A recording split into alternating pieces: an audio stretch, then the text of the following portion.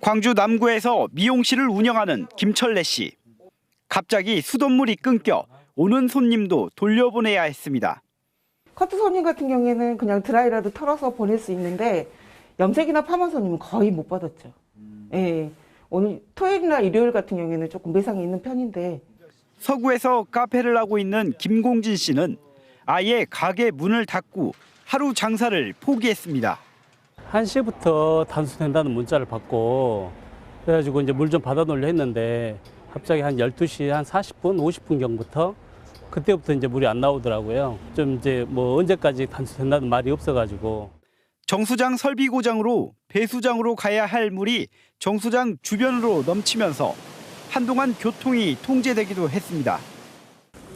이 정수관 밸브가 고장나면서 수도관을 빠져나가지 못한 물이 인근 도로까지 흘러 넘쳤습니다. 대형 물탱크가 있는 아파트 단지 등은 저장된 물을 쓸 수 있었지만 저수조가 없는 아파트나 단독주택 주민 등은 난데없는 단수에 큰 불편을 겪었습니다. 물을 받기 위해 외출을 포기하거나 외출 중에 집에 돌아와야 했습니다.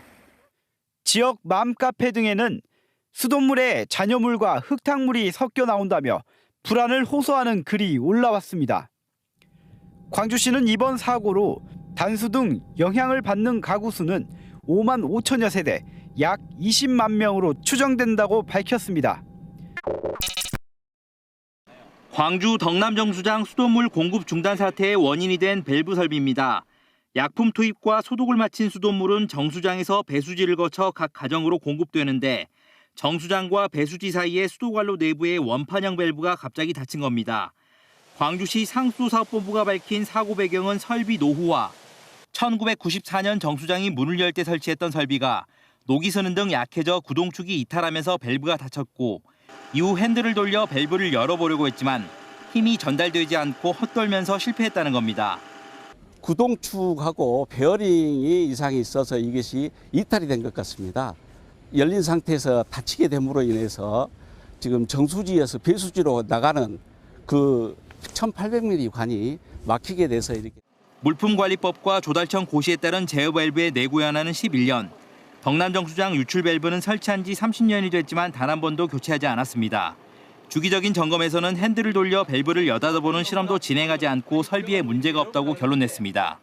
시설 운영 관리 인원도 제대로 투입되지 않았습니다.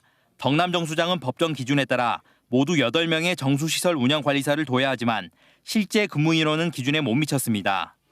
언젠가 단수할 수 있다는 거. 그렇기 때문에 한 번쯤은 개폐기 실험을 해봤었는데 안 해봤다는 것이 큰 이런 문제가 된 것 같습니다. 광주시의회는 이번 사태와 관련해 원포인트 의회를 열고 긴급 현안 질문에 나설 계획입니다. 2만 8천 세대 수돗물 공급 중단, 예방과 대응 부실로 물결약 캠페인 상황에 식수 5만 7천 톤이 버려졌습니다. 광주시가 먹는 물 사고에 대비해 만들어둔 행동 매뉴얼입니다. 수돗물 공급 중단 등 사고가 발생하면 신속하게 자체 위기평가 회의를 열도록 돼 있습니다. 하지만 광주시 상수사업본부장이 주재한 첫 회의가 열린 건 오전 11시였습니다. 사고 징후가 포착된 지 7시간 반 만입니다. 뒤늦은 회의는 매뉴얼에 따른 위기평가가 아닌 단순 상황 판단을 위해 열렸는데 사고 상황을 가장 잘 아는 정수장 사업소장을 포함한 일부 위원들은 참석하지도 않았습니다. 매뉴얼상 위기경보 등급을 확정 발령해야 했지만 이것도 빠졌습니다. 사고 수습본부도 가동하지 않았고 결과는 만 하루가 지난 뒤 수돗물 공급 정상화였습니다. 단수 사고 발생에 따라서 매뉴얼을 정확하게 지켜서 가는 부분이 필요했습니다. 하지만 실제 현장에서 이렇게 진행 상황 등이 지연되고 하다 보니까 조금씩 상황 판단 회의도 조금씩 지연됐고. 현장을 찾은 광주시의원들은 상수사업본부가 30년 된 낡은 밸브를 부실 점검해 사고가 났고 원인도 잘못 파악해 초기 대응이 늦어졌다며 재발 방지책 마련을 주문했습니다. 시설 노후화로만 얘기하면 면제부가 주어지는 겁니까? 광주시 상수사업본부는 긴급 현장 점검을 통해 시설물 안전을 강화하겠다고 밝혔습니다. 광주시는 이번 정수장 사고를 예방할 기회가 2년 전 있었지만 허술한 점검으로 놓쳤다고 인정했습니다. 2020년에 이뤄진 정수장 기술 진단 과정에서 관련법상 의무사항인 수돗물 유출 밸브 동작 시험을 누락했다는 겁니다.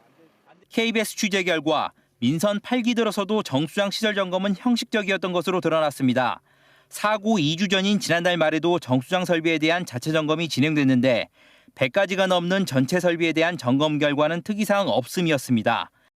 이번 사고의 원인인 유출 밸브 작동 여부도 밸브를 여닫는 장치인 모터와 수동 핸들을 실제 작동해보지도 않고 이상 없음 결론을 내렸습니다.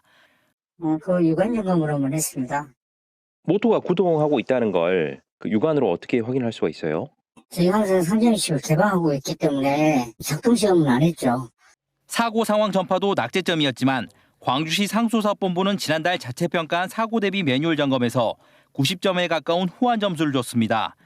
특히 위기관리 체계와 재난 대응 절차 등 핵심 항목에 대해 만점이라고 자평했는데 실제 사고 당시 비상연락 체계가 제대로 가동되지 않아 닫힌 밸브를 열 전문가들은 사고 발생 6시간 만에야 현장에 도착했습니다. 전문가들은 자체 점검 결과에 의문을 제기하며 개선책 마련을 요구했습니다. 기계나 이제 전자, 통신 이런 각 분야의 전문가들이 전체 시스템이 잘 움직이고 있는지 그런 것들 분명하게 세워서 점검하고 그 결과를 명확하게 또 시민에게 공개하고. 엉터리 점검이 초유의 수돗물 공급 중단과 식수 유출로 이어지면서 광주시 상수 행정을 둘러싼 비판의 목소리가 커지고 있습니다.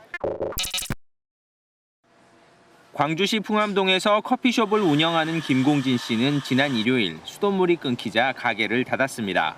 오전 장사밖에 못해 일요일 하루 평균 30만 원 안팎이던 매출도 6만 원에 그쳤습니다. 점심 장사 이후에 이제 바쁜 시간인데 좀 이제 장사를 못 해가지고 이제 피해가 크죠. 좀 그런 부분에 대해서 좀 이렇게 보상을 받았으면 합니다. 이렇게 단수로 피해를 본 시민들은 보상을 받게 됩니다. 영업 손실은 물론이고 식수를 산 돈이나 흐린 물로 인한 아파트 저수조 청소, 개별 필터 교체 비용도 대상이 될 수 있습니다. 정식 접수가 시작되면 상수도 사업본부에 피해 사실과 함께 보상을 신청하면 됩니다. 접수된 내용은 환경단체와 변호사, 손해사정인 등이 포함된 보상심의위원회가 논의해 대상과 금액을 확정합니다. 어느 대상이 되고 어느 지역에 피해를 받기 때문에 그 대상자가 그 시간대를 형식적으로 할 거거든요. 하게 되면 그 서류가 모아지게 되면 이제 위원회를 개최해서. 다만 모든 피해는 영수증이나 매출 자료 같은 입증 자료가 있어야 보상이 됩니다.